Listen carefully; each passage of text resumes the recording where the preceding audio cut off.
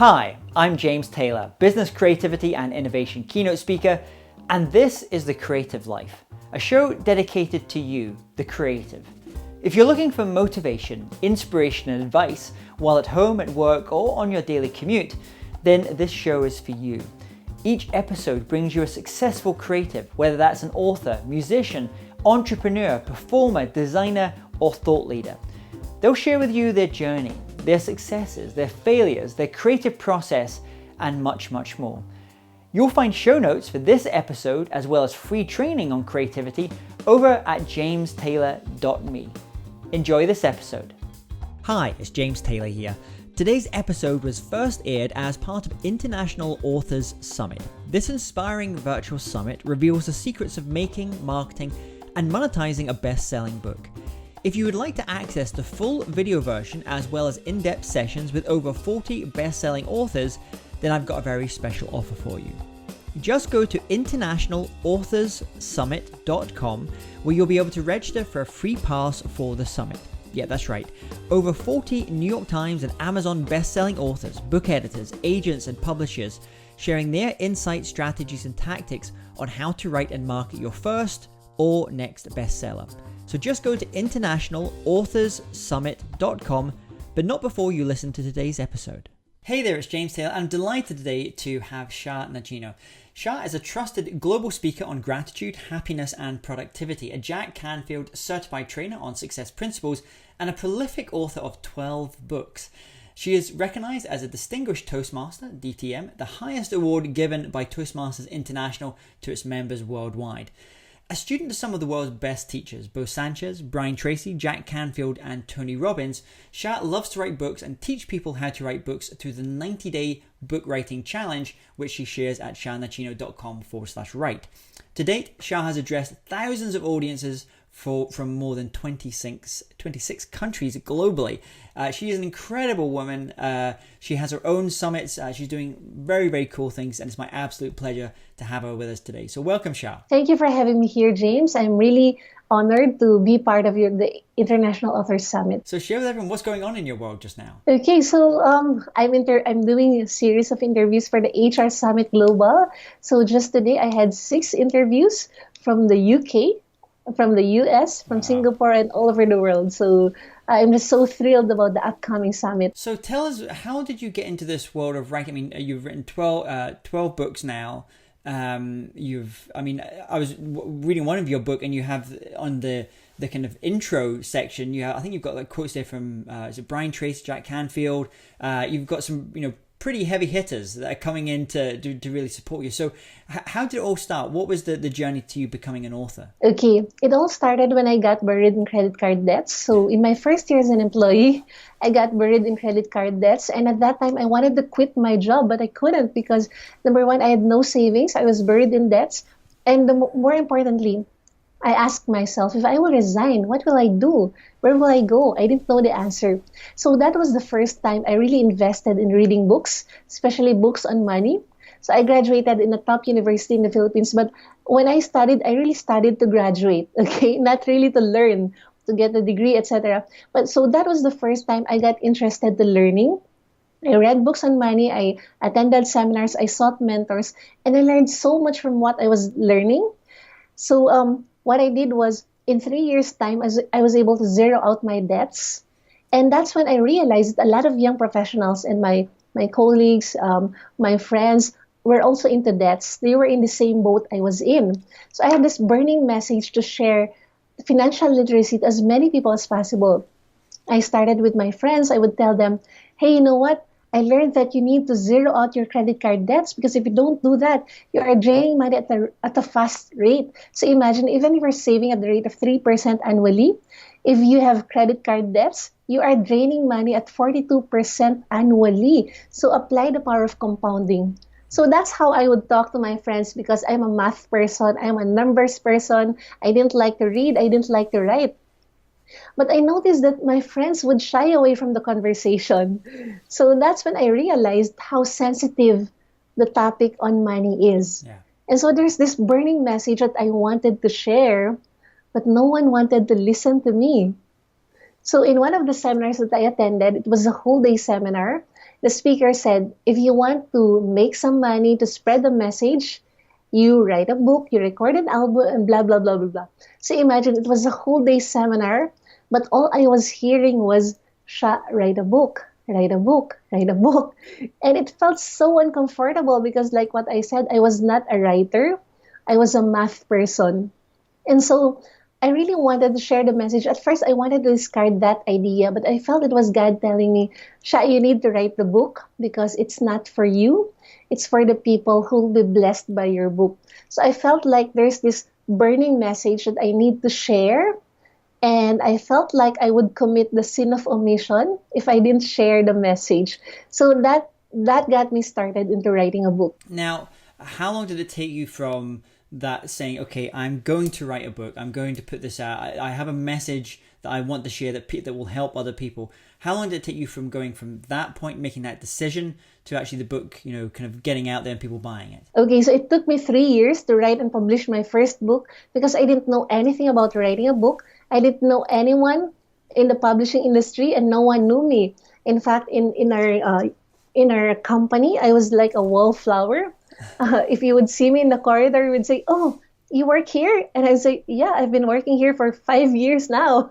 So I was a wallflower. I was very introverted and shy. So what I did was, the first process I did was I went to a local bookstore in the Philippines.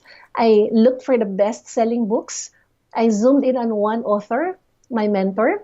I bought all his books. I read all his books from cover to cover, not just twice, but 3 times. I studied how did he do the introduction, how was the sentence construction, how thick was the book, what were the titles of the book, etc., and how was the tone of voice of the author. So I really studied that, and I immersed myself so much in his writings that when I wrote my first book, my next step was, who do I get as an editor? So I got my college friend who was good in the English language. And when she read the book, she said, Sha, you sound like Bo Sanchez. Okay, revise. Revise. You have to find your own writing voice. So I had to revise it from beginning. Imagine writing how many pages? More than 100 pages, and you have to revise from the beginning. So I had to revise it. And then the next time we met, she asked me, Sha, what is your thesis statement? And I asked, what do you mean by thesis statement? And then she told me, in one sentence, what is your book all about? And then so I tried to explain, it's a money management book on blah, blah, blah, blah, blah. It took me forever to explain what my book was. And my editor, Clyde, said, Sha, you go find out what your thesis statement first, and then let's talk again. So imagine. So anyway, when I finally discovered my thesis statement, I went back to Clyde, and then I said, Clyde, so this is my thesis statement. Please edit my book. There were 32 chapters in my first manuscript, first draft. And then Clyde said, okay, so this is your thesis statement. This chapter is totally unrelated. It took me days to write that. No, it's not related. Delete. In effect, she deleted 22 chapters just because those chapters were not related to the thesis statement. That must have, when you've sweated blood over those, and you're basically getting rid of over half of the chapters in your book. How did you feel when your editor said that to you? I had to fight for my chapters. What's good about Clyde and me is that strict when it comes to the book. So we agree, disagree. So I had to fight for my chapters, and then she had to say, no, Sha, delete. Okay, and I had to follow her because it looks like she knew what she was doing. So anyway, in the process, it took me 3 years to write and publish my first book. But like what I said, I'm a math person. I love formula. Because I believe that once you know the formula, you practice a bit and you're off to go.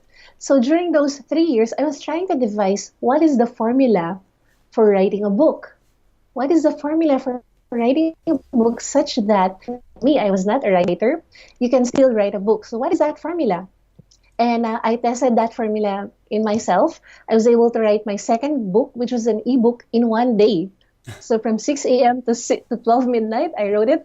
And I also tested it among my friends, and they were able to write their books as well. So I thought that the formula was really working. Amazing. So you've kind of and I love that.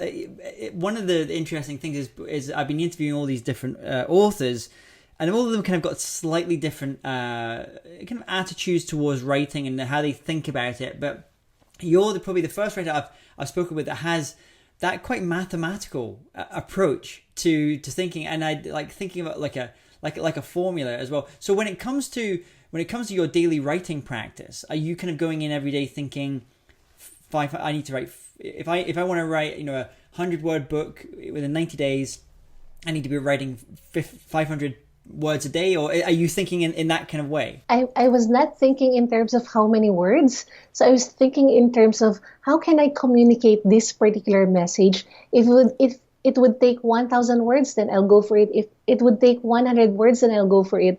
That's why when I teach the students of my 90-day book writing challenge, when they write books, I tell them that it's not about the length of your book. It's about how can you be able to get across your message. If you need this thick, then go ahead. If you need to do this thin, then go ahead. So there. And a lot of people like to write a book, but they have so many hesitations. For example, they would say, who would listen to me? Who am I? Why would these people listen to me? So I would tell people, because a lot of people want to write books, but they have these blocks. So I would tell them, those are valid questions, but those are not the right questions to ask. Okay, for me, the right questions to ask would be, will my book inspire someone? Will my book bless someone? Is there a message that can bless another person, that can solve another person's problem? So if the answer is yes, then you should write a book. You don't have to question your credibility, because I believe that everyone has a story to share. But one of the things that I also tell the students of my course is that you write because you care and you have a message to share. And when you write a book, you are not just the messenger. So for example, if you want to write about how to have a happy family, you yourself should have a happy family.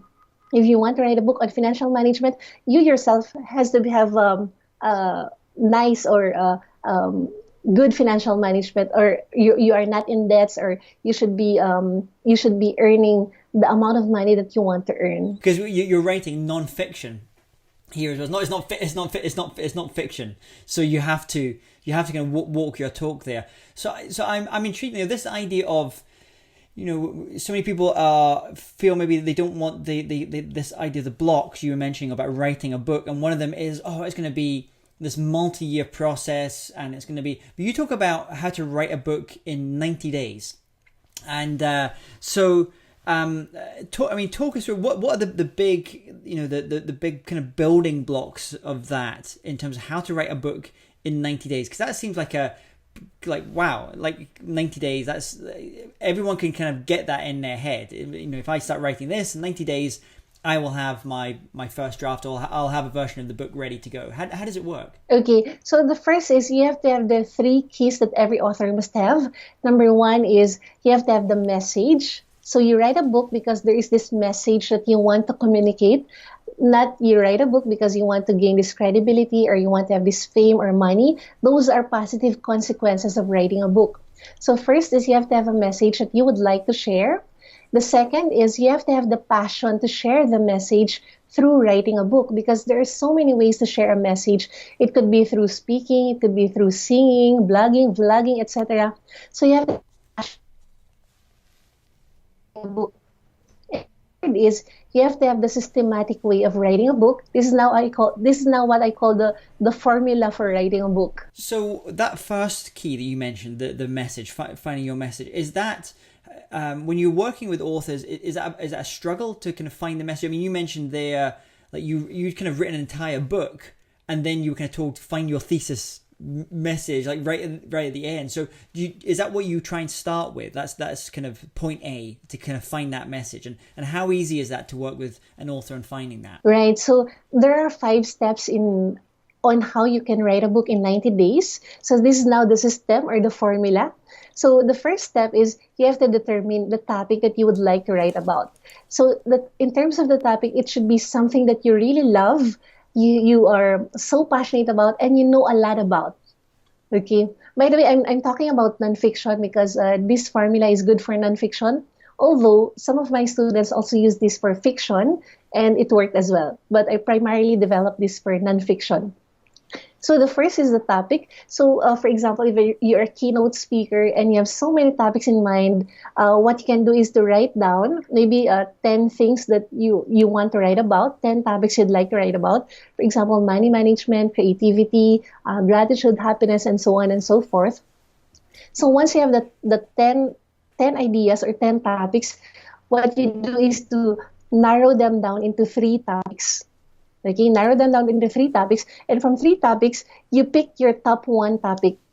All right, so that's the first step, topic. So now you have the topic, and now the second step is to define your thesis statement. So let's say you want to talk about creativity. So creativity is a vague topic. It's you could talk so much about creativity. So what you would like to ask yourself now is, what is your thesis statement?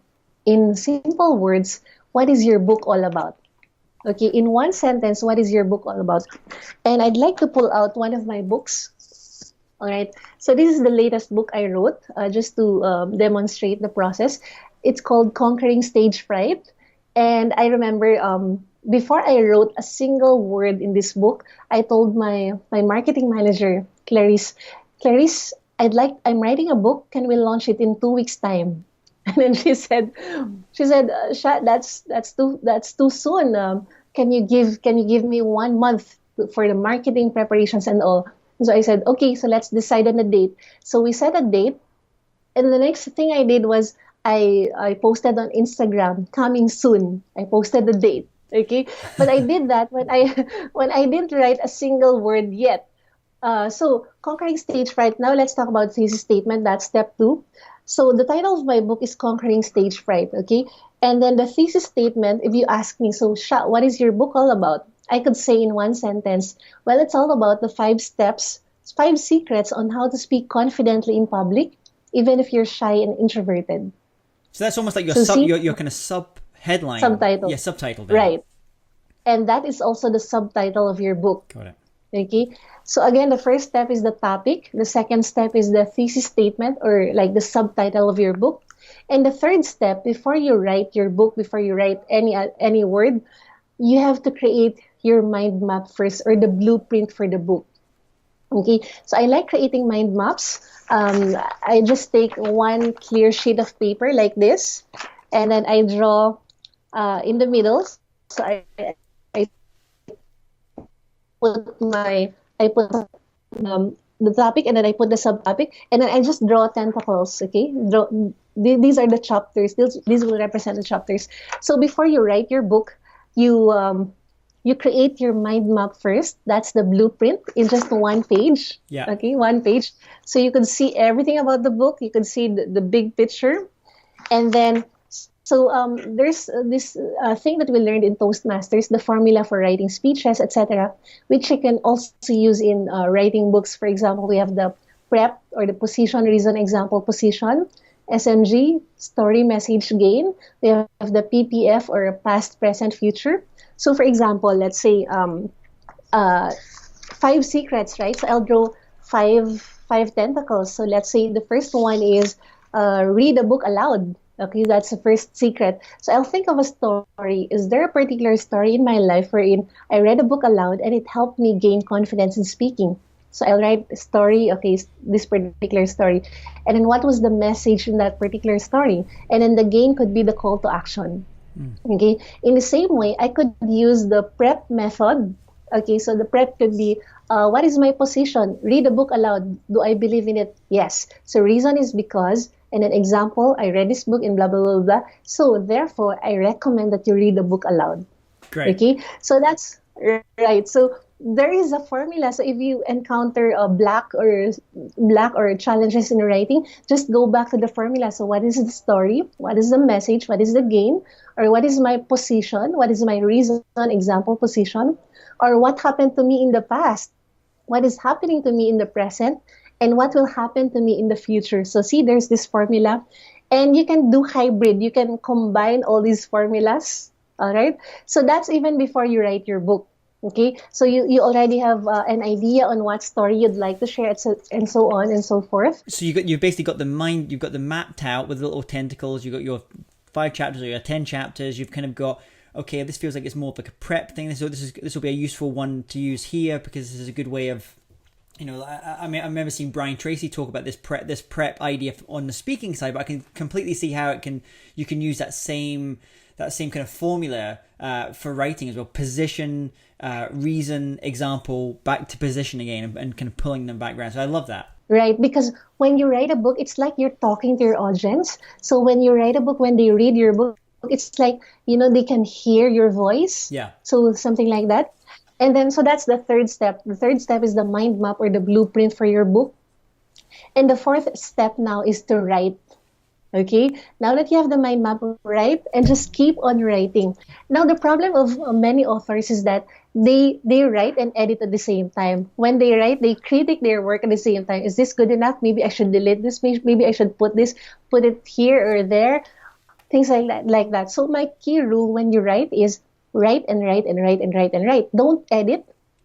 Don't care about your grammar. Don't care about the punctuation, the organization, etc. Because when you write, the purpose of writing is for you to release all the messages, all the ideas that you want to release. Just dump it. Okay? Just let it flow. Because if you try to write and edit at the same time, you are restricting your creative process. Yeah. Okay? The flow, the creative juices won't flow as freely as it would have if you would just write and write and write. So the purpose of writing is for you to write down everything that you want to share. Okay, so once you've written down everything that you want to share, you ask yourself, is there anything else I would like to share? If there is, then keep on writing. And when you come to a point wherein, okay, I think I've written everything that I wanted to share on this particular topic, on this particular thesis statement, that's when you begin the editing process. And I think that's so important what you just said there, though, this idea of separating a process of writing and editing. And I talk about in terms of creativity studies about, you know, stream, don't edit. Because I think it's a really common people kind of get into, and then they kind of get that critical voice starts to come into like, oh, that's right.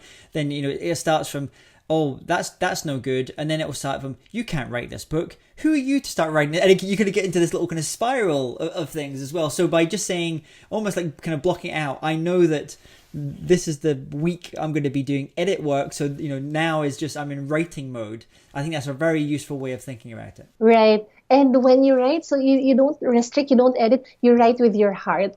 Yeah. Okay. And then you edit with your mind. So this is the creative side, you write, and then this is the critical part. So there is time to edit. Don't rush it. Just trust the process. Even if you feel like editing now, don't edit. Okay. Just trust the process. And then once you've written down everything that you want to write about, that's the time when you edit. And even when you edit, it's not about editing right away for grammar. You know, you check the grammar and all. So the first thing that you need to do when you edit is you read the book fast, just to make sure that you were able to strengthen the thesis statement. Okay? Just to make sure that the book is cohesive. Okay, the message is there, and all the chapters enhance your thesis statement. Okay, the next part of editing is when you edit, you check the organization. For example, is this particular idea supposed to be here, or should I move it to another chapter? Is this supposed to be here? Should I delete it? Things like that. And so before you even check on grammar, on the sentence construction, etc., you have to make sure that the message is there. Okay, yeah. Big picture first, and then go to the nitty gritty. So you can do the first few steps of editing yourself as the author, because you know your content. And then once you're okay with that, then let the professional editor do the editing for you. in terms of sentence structure, in terms of the technicalities of the English language. And it's interesting. I've heard other authors kind of go at that separation of writing versus editing in a slightly different way, where some of them, especially that are speakers, they use things like Dragon, it's the speech app that does the writing when you speak to it, and because they think they're thinking in their heads. And I've spoken to some of them before. They said they found that when they sat at a computer to initially get these things out of their head onto some form, because when they were sitting at a computer writing, they almost automatically were going into edit mode because they're so used to writing and editing at the same time. And he said, so for some of them, what they decided to do is just, we're going to use this transcription app, this Dragon thing, and I'm going to get it out of my head. I'm going to speak my book out and then get it onto the page. That will transcribe it. And then I'll kind of go and go into these next stages that you were talking about. But that was how some of them did it, because they were so used to like sitting at a computer, like writing and editing at the same time. It was so difficult for them to separate out those two different things. Right. So actually, that's a very good method of writing. It's like writing, but you're speaking. But when I say writing, you're actually letting the message out, letting your voice out. I actually did that for one of the books I wrote. So I just created the mind map. And because I was busy, so what I did was I would record, okay, chapter 1, blah, blah, blah, blah. Okay, I speak on it, and then I let someone transcribe it. But maybe I should get an app for transcription, the Dragon that you're saying. Yeah. Because what we did was, it was a manual transcription. And then from there, I could see the book, and then it's very easy now for me to edit it.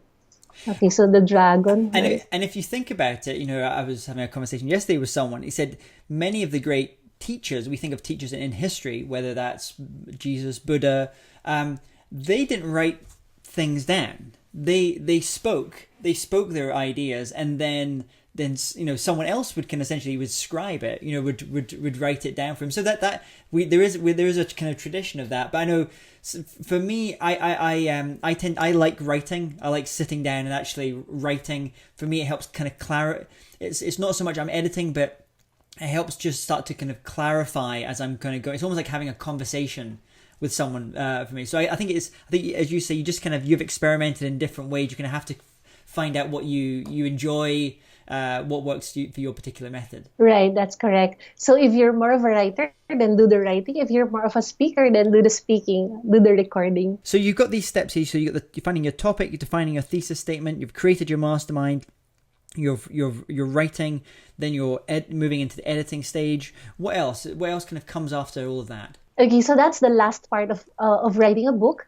And of course, the next part would be, you have this proofreader, you have this graphics artist, the layout artist, etc. And that's actually part of the publishing already, because in terms of writing, those are the 5 things that you will need. And then now in terms of publishing, there are so many ways to publish now. You can publish, you can be a self-published author, you can get a traditional publisher to publish it for you. So you've kind of gone different options, I believe, over the years. You've done self-publishing, kind of more traditional publishing. What is your take? I know that's often a big debate amongst authors, which route to go with. Why did you decide for more one option over the other? Okay, first is because of the timeline. I wanted to release the book right away. That's why I chose self-publishing. And then also explored on having a traditional publisher publish my book because they have the reach. Okay, they have the distribution system, which I didn't have yet because I was still starting out then. So there are pros and cons to self-publishing versus getting a traditional publisher. When you self-publish, you have full control over everything, over the layout of your book, title, subtitle, etc., colors, whatever, and also, for example, when you self-publish your book, you take away all the costs of the printing, editing, etc., and you get all the profits. Okay. Whereas if you have a traditional publisher, what's good also is that they have the reach, they have the market. But there is this misconception that when you have a publisher, they do the marketing for you. So that is a misconception, because imagine a publisher publishing 100 books in 1 year. So of course, the focus will be divided in amongst all those 100 other books. So publishers right now, they also expect that the authors would market for their own books. Okay, so what's good about having a publisher is that, of course, they have the credibility, they have the distribution system, which you can tap. The disadvantage, though, is that in terms of royalty, in the Philippines, it's 7% to 12%. Okay, so let me just give some computation. Let's say the book is around $1. The book is around cost $1 to print. Okay, and you're selling it for maybe $6. Okay, that's the price of the book in the Philippines. So the printing is just $1, and then you're selling it for $6. So you have technically you have around $4 profit minus all the other costs. Okay, with the publisher, you're selling the book for $6, and you take 10% as your royalty. So 7 to 12%. Let's take 10% for easy computation. That's just 6 centavos per book, okay, versus $4 if you self-publish your book. Now let's say you're a speaker and you would like to sell your books during your events or during your talks, you can buy books from the publisher. Normally it's a 30% discount. Okay, so still you are better off if you self-publish. Money-wise or profit-wise, I think it's better if you self-publish, especially if you have the network. But if you want the marketing aspect or the visibility aspect, it's good to have a publisher. And I saw one author speaker that I know, very successful. One of the nice things he writes his latest book in the inside. He says for his clients, if you have me come and speak, and I'm speaking to 2,000 people, we'll do a version of the book with the company logo on the first page, inscribed, with some wording from the CEO or something. And he said you could only do that if you're self-published, because no publisher would ever want to do that kind of thing. So he said there's definitely some, and he's done both ways. He's done both routes. So thank you so much for kind of laying out the way you think about those differences. I'm just kind of intrigued as well, as you've been doing your writing, now 12 books.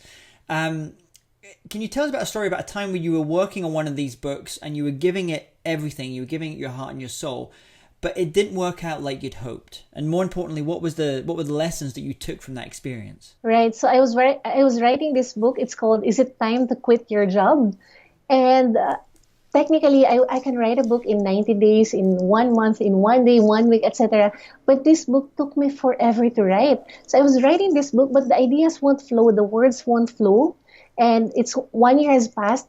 I was not yet done with the book. 2 years have passed. I was not yet done with the book. So I was telling myself, wait a minute. I'm teaching people how to write a book in 90 days. And now I'm stuck with this one particular book that I cannot write in even 2 years. But in the process of writing that one particular book, I wrote another book, which is Money and Me. And then in between, I wrote another book, which is Mission Happiness. So what I learned from that is that sometimes the book has a gestation period. You cannot rush it in the same way that you cannot rush quitting your job. So that's a lesson I got. Sometimes there's a gestation period for a particular idea to fully bloom and just let it flow, but just keep writing anyway. And in the process of writing that, but the discipline there is to keep writing every single day. Yeah. There's this writer that I really admire. His name is Ricky Lee. He's very famous in the Philippines because he wrote about 50 screenplays, and he's an award-winning film screenplay writer. And I co-organized an event for him, and one of the questions that was asked was,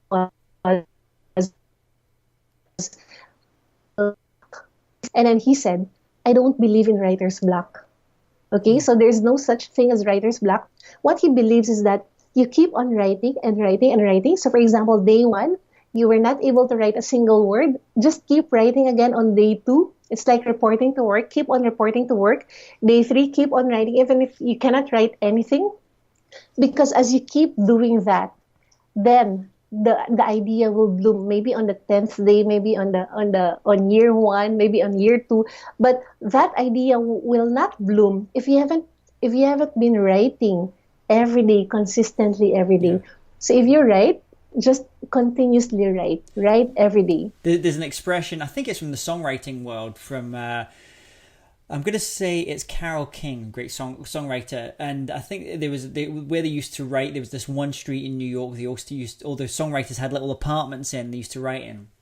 And I think there was a quote from that time which was saying something like, inspiration is for amateurs.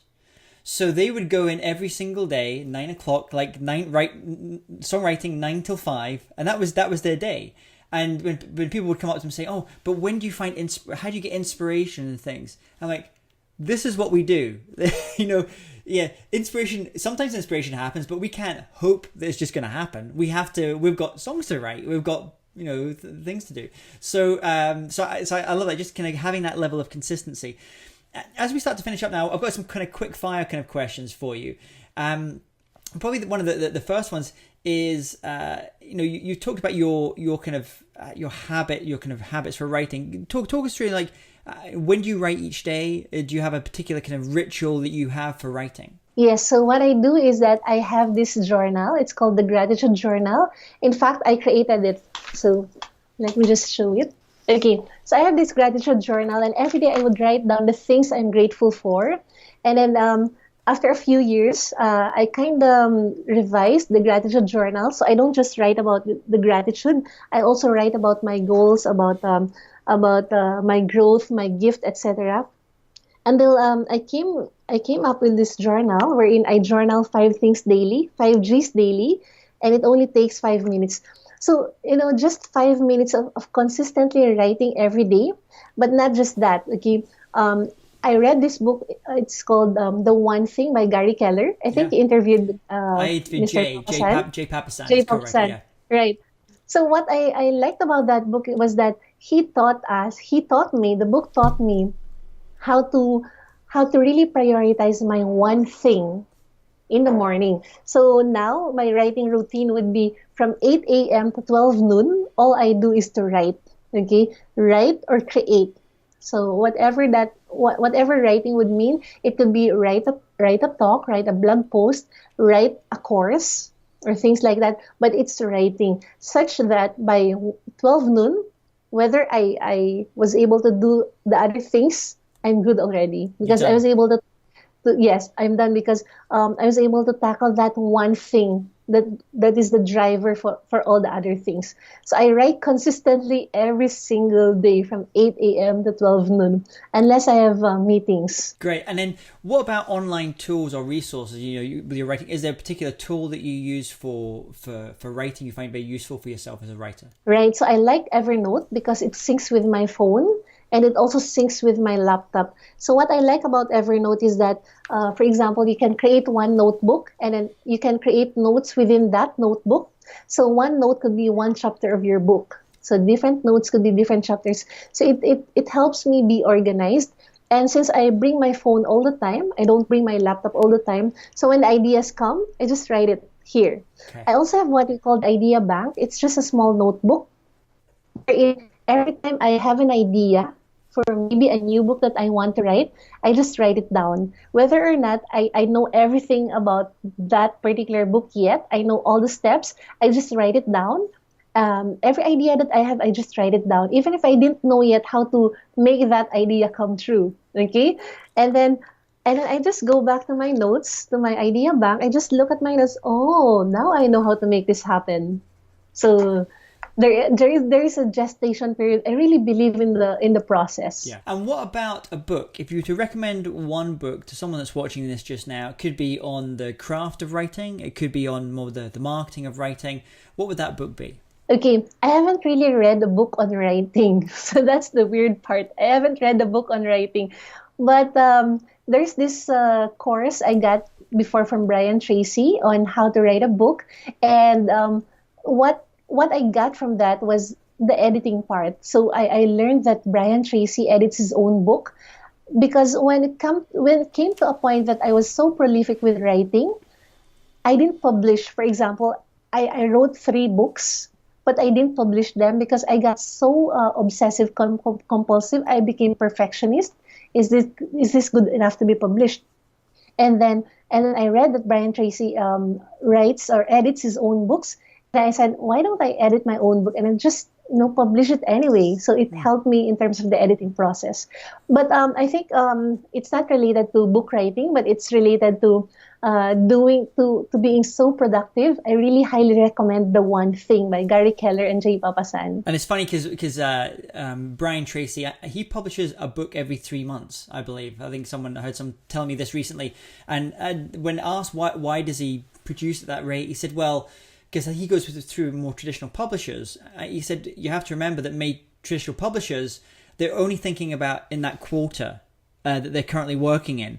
So he said, if I'm publishing every 3 months, I'm always in their mind. They're always thinking about me. What's the next Brian Tracy book? That was kind of his record. So I'll put down that One Thing. The One Thing is a great book. I love that book as well. So finally, I'd like you to imagine you woke up tomorrow morning and you're going to have to start from scratch. You're going to have to start all over again. No one knows you. You know no one. You have no books published. You're going to have to start again. What would you do? How would you restart? Okay, I would look within myself. What is that gift that I have? What is that message that I have? What is that particular problem that I was able to overcome and conquer?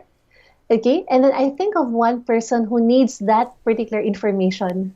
That one person that I will serve. I will write a book for that one person.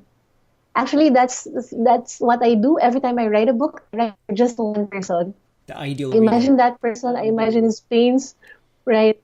His pains, desires, etc. I will still do the same, because sometimes we get so caught up about with the fame, money, etc., that we don't go back to our core reason. Why do I do what I do? What is my reason? So my reason is really, I'm writing a book because I want to change one person's life, because I want to solve that person's problem. And I believe that if that book can bless one person, it can bless 100, 1,000, 1 million, and as many people as possible. Wonderful. That's a great way of finishing up as well. Sha, if people want to connect with you to learn more about you, your courses, your books, where's the best place for them to go and do that? All right. I created this free guide. It's called it's about how you can.